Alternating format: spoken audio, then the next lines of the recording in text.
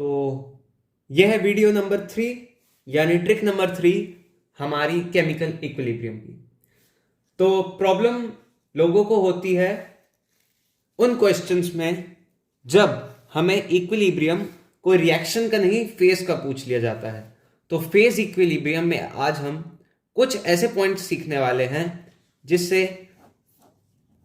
हमें phase equilibrium का question solve करने में कोई दिक्कत नहीं होगी। तो आइए देखते हैं फेज इक्विलिब्रियम।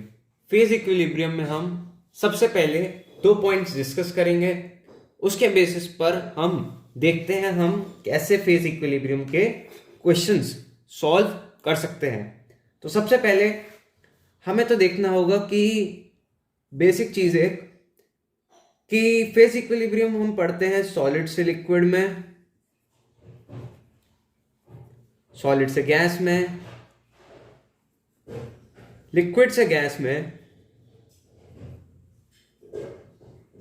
बस अब हमें देखना है, मेनली 2 चीजें पूछी जाती हैं कि टेम्परेचर का क्या इफेक्ट होगा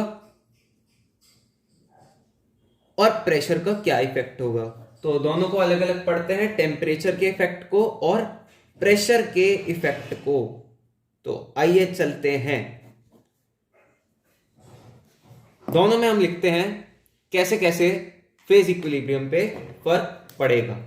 तो अगर ये इक्विलिब्रियम इस्टेब्लिश कर चुके हैं, उसके बाद हमने टेम्परेचर को अगर इंक्रीज करा, देन इक्विलिब्रियम विल शिफ्ट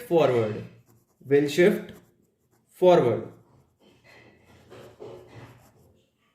यानी सीधी सी बात है, अगर इनमें से कोई भी रिएक्शन हुई और वो इक्विलिब्रियम पे आ चुकी है तो टेम्परेचर बढ़ाएंगे, तो सीधी सी बात है, अगर सॉलिड है तो वो लिक्विड में ही कन्वर्ट होगा, अगर वो लिक्विड है तो वो गैस में ही कन्वर्ट होगा। ये बात हो गई हमारी टेम्परेचर की। तो फॉरवर्ड क्यों जाता है? क्योंकि इसका डेल्टा एच इन तीनों रिएक्शन का हमेशा पॉजिटिव होता है, यानी ये एंडोथर्मिक रिएक्शन है।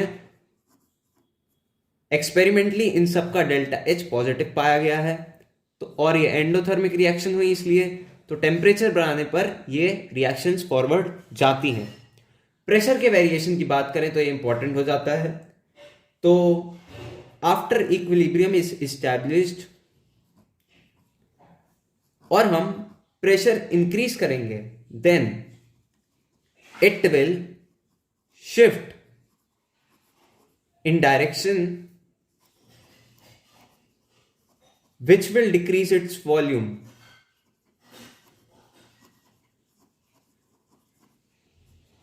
यानी हाई डेंसिटी।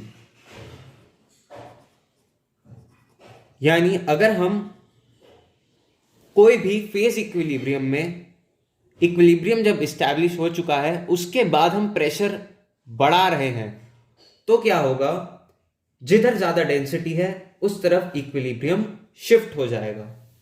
यानी अगर हम केस लें आइस से वाटर का, तो इस पर मैं अगर टेम्परेचर इंक्रीज करूं तो सीधी सी बात, रिएक्शन फॉरवर्ड जाएगी। फॉरवर्ड क्यों जाएगी? क्योंकि ये एंडोथर्मिक रिएक्शन है, सॉलिड से लिक्विड कन्वर्ट हो रहे हैं। अब बात आती है, अगर मैं इसका प्रेशर बढ़ाऊं तो ये कहां जाएगा? प्रेशर बढ़ाने पर हम देखते हैं डेंसिटी किसकी ज्यादा है, तो पाया जाता है कि डेंसिटी ऑफ वाटर है ज्यादा आइस से, तो ये शिफ्ट हो जाएगा और ये वाटर में कन्वर्ट होगा। यानी ज्यादा डेंसिटी है, वहां शिफ्ट हो जाएगी रिएक्शन अगर हम प्रेशर इंक्रीज करेंगे। तो इस पर बेस्ड कंसेप्ट आपको समझ में आ चुका होगा। एक क्वेश्चन करते हैं। इस क्वेश्चन में हमें पूछा है कि H2O सॉलिड और लिक्विड का इक्विलिब्रियम बन चुका है और इनमें से कौन सी ट्रू स्टेटमेंट है उसे बताना है। पहली स्टेटमेंट हमें कहती है कि pressure will not effect equilibrium. दूसरी स्टेटमेंट हमें कहती है more the ice, more ice melt if pressure is increased,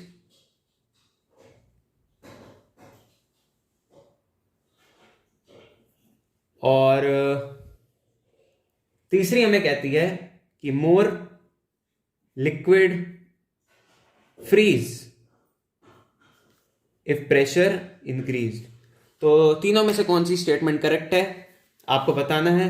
तो हमें पता है कि प्रेशर अगर हम इंक्रीज करते हैं और इक्विलिब्रियम इस्टेब्लिश हो चुका है तो ज्यादा डेंसिटी की तरफ मूव करता है सब हमारा इक्विलिब्रियम। तो यहां पर ज्यादा डेंसिटी है लिक्विड की, तो हमेशा सॉलिड यानी हमारी आइस मेल्ट होगी जब प्रेशर इंक्रीज होगा। तो स्टेटमेंट सेकंड इज करेक्ट। तो यही था इस वीडियो में, हमने सीखा फेज इक्विलिब्रियम के क्वेश्चंस को कैसे करना है, उसकी हमने एक छोटी सी एक तरीके से इसका ली चैटिलियर प्रिंसिपल है ये। अब अगली वीडियो में हम कुछ और नया सीखते हैं, तो तब तक के लिए बाय बाय।